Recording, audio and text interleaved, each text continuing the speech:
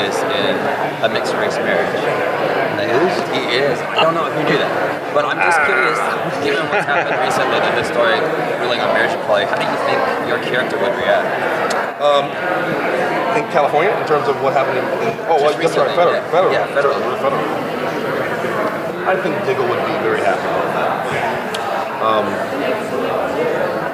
Diggle's a military man, but he's probably the military guy who was probably on the progressive end. He's a vigilante, for Christ's sakes.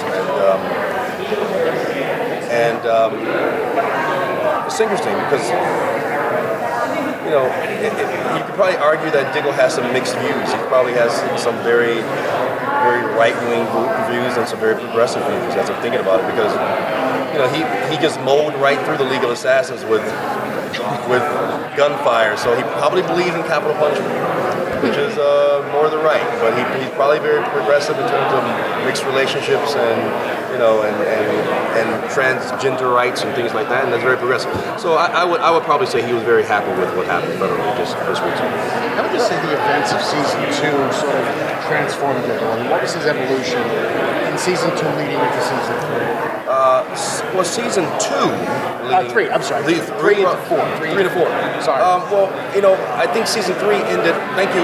Season 3 ended where I think the team kind of fell back in line, allowing Oliver to go off into the sunset with Felicity. And I think Diggle was the only one that really kind of didn't let Oliver off the hook, and really held his feet to the fire, so to speak. Diggle sees Oliver's actions as a liability. Diggle is a military guy, and if one man hurts the unit, the whole unit suffers.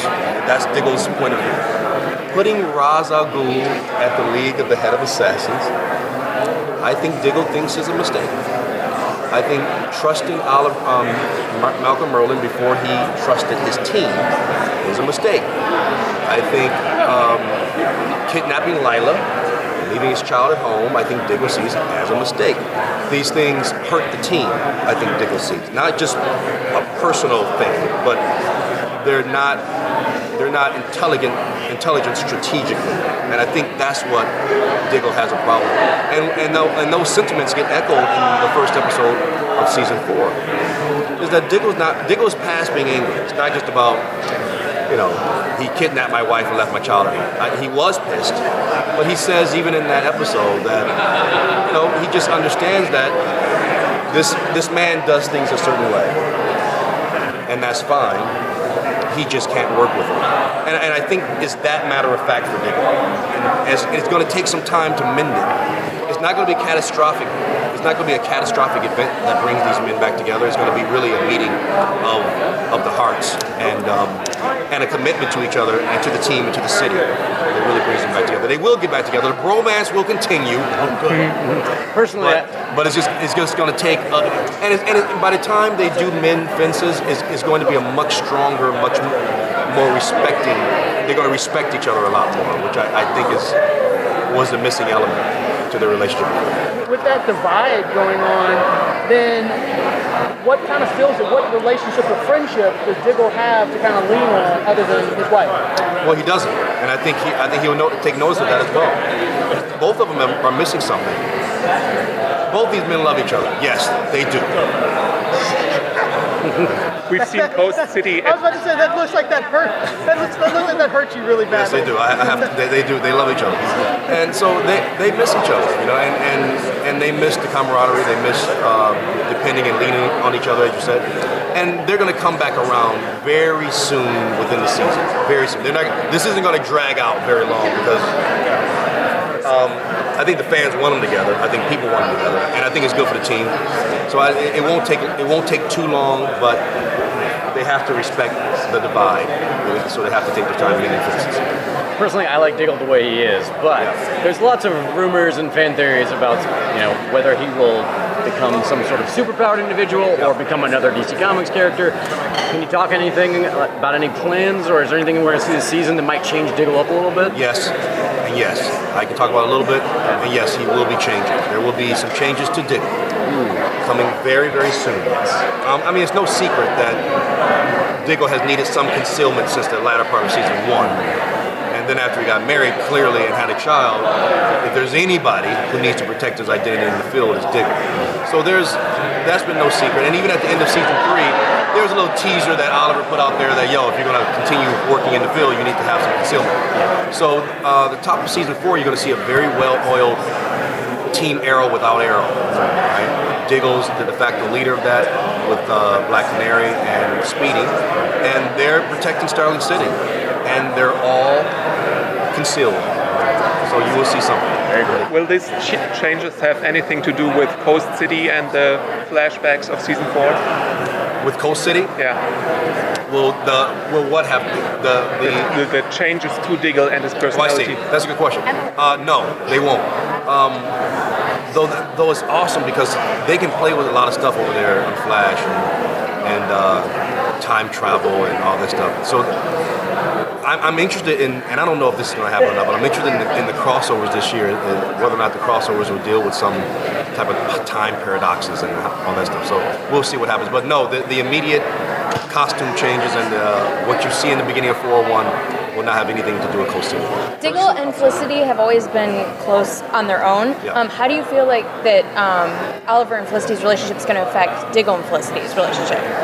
Well, that's very interesting too, because you're going to find something out at the beginning of 401 in terms of what the Felicity there's a bit of a slant in terms of what's happening in that relationship as well, and that I'm not privy to say in terms of the Oliver Felicity relationship. So there's something there.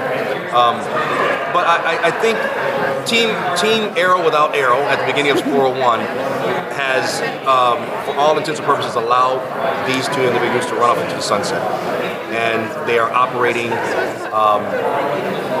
as far as they're concerned, with Oliver Queen lives in the suburbs, and there is no more Arrow. That clearly changes very, very quick. Because Hive comes, Damien Dark, and we have some very, very formidable enemies this season. Is it fun though to play mixed with and let Harry to just be over the head of the organization? Yeah, you know something? We start shooting on Monday, and those scenes are Thursday and Friday, and I can't wait to shoot those scenes. And I mean, they're cool. I mean, when you read them, it's just like wow, they really are a well-oiled machine. And so it's kind of nice to see that, and it's going to be nice to see why Oliver has to come back, because they are very good at what they're doing. So it's very well written. I can't give away that away.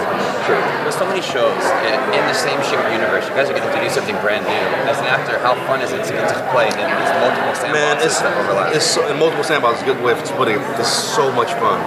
I'm knocking on wood, right? Who will die this season? So, it's great, man. I mean, Legends, Flash, Supergirl, I mean, all with Greg Berlanti, right? So it's, it'd be great if the crossovers could involve like Supergirl, right? I mean, it's just fantastic. It's a comic book renaissance. So, picture myself, man. I mean, I grew up on Lou Ferrigno and Bill Bixby, which was awesome in its own right? But this is unprecedented on television. And dare I say, Arrow really opened the door up for Gotham and Constantine and Flash and Legends and Supergirl. Because Arrow was in the Smallville's shadow, and no one really expected this to happen. So it's great. With the whole thing about transforming, how did you react to all those rumors that were growing with great strength that you were becoming Green Lantern on the show? Yeah, well, I'll tell you something. When you read the Green Lantern lore, the John Stewart story, it's just like, as an actor, you're like, oh, it's like playing Luke Cage. You know what I mean? It's like it's an awesome character. But to the writer's credit, and they took time to explain this to the press, and they even explained it to me personally. They've taken great strides at making the John Diggle mythos part of the lexicon, right? That you hear John Diggle, you hear John Diggle, you hear John Diggle, and they even made him part of the comic book. So they've taken great strides at making him part of the landscape of Arrow and that whole universe. So they don't want to give up on that immediately. And they're going to take one big step very, very soon in cementing his forever dominance in the comic book land very soon because Diggle's going to be changed forever. Changed forever. Thank you. You're welcome, guys.